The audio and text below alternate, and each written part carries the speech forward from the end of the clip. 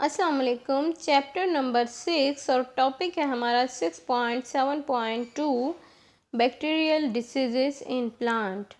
Plants के अंदर जो बैक्टीरिया डिफरेंट टाइप के डिसीज़ पैदा कर देते हैं उनमें नंबर 1 पर है बीमारी का नाम है बैक्टीरिया लीफ स्पॉट और इसका सबब डिफरेंट सोडोमोनास और जेंथोमोनास की स्पीशीज़ हो सकती हैं।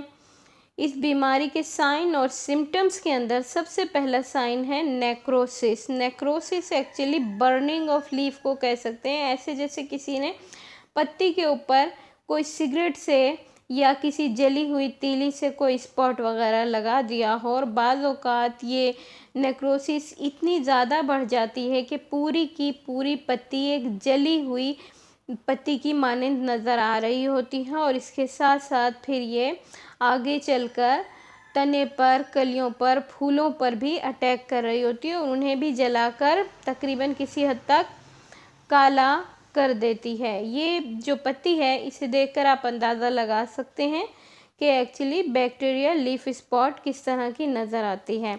इसकी ट्रीटमेंट के लिए सबसे पहले तो हमें जो सीड्स हैं उनको टेस्ट करके यूज़ करना चाहिए कि क्या सीड पर ही तो इन्फेक्शन मौजूद नहीं है, और साथ ही साथ अगर हमसे गलती हो जाए और पौधा लगने के बाद बीमारी शो हो तो जैसे ही शो हो वैसे ही प्रॉपर स्प्रे करना चाहिए, बैक्टीरियासाइड यूज़ करने चाहिए जिसकी वजह से बीमारी का ख़ात्मा हो सके।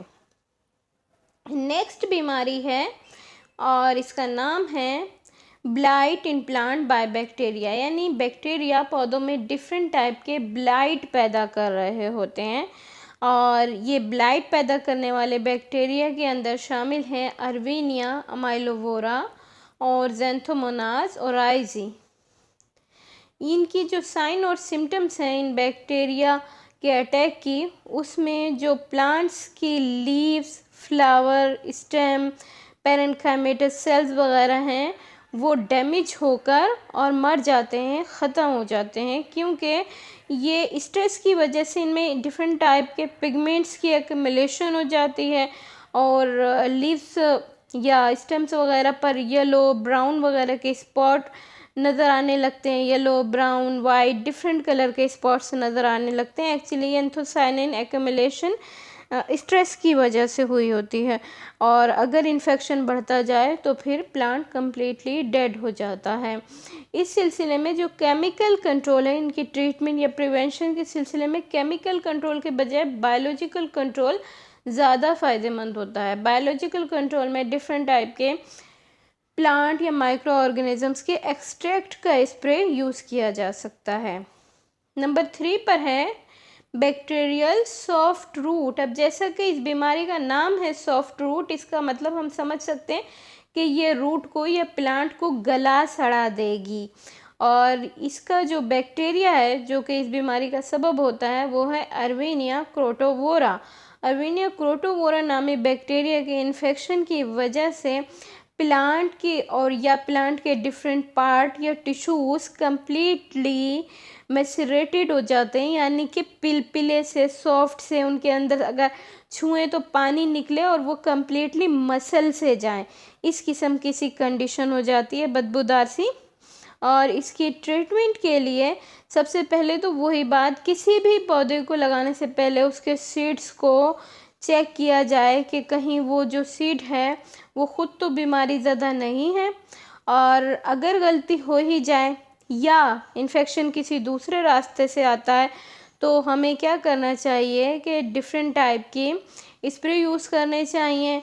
इसके अलावा डिफरेंट टाइप की वीड्स को कंट्रोल करना चाहिए और जब प्लांट गीला हो या मौसम नम हो उस कंडीशन में हार्वेस्टिंग नहीं करनी चाहिए और ख़याल रखना चाहिए पौधे पर किसी किस्म का कोई ज़ख़म वगैरह ना लगे जहाँ से बैक्टीरिया अंदर दाखिल हो।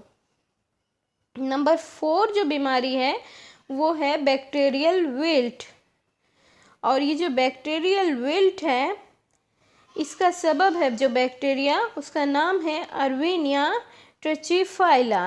अब ये जो अर्वीनिया की स्पीशीज़ है ये एक्चुअली क्या करती है कि जो जाइलम वेसल्स होती हैं प्लांट की, उनके मुंह के ऊपर जाकर एक गुच्छे की शक्ल में जम जाती है और उसकी वजह से जो वेसल्स हैं वो ब्लॉक हो जाती हैं और ज़ाहिर है पानी पौधे के डिफरेंट पार्ट तक नहीं पहुंच पाता। जब पानी नहीं पहुंचता तो पौधा बिल्कुल मुरझा कर निढाल होकर गिर जाता है और आखिर मर जाता है।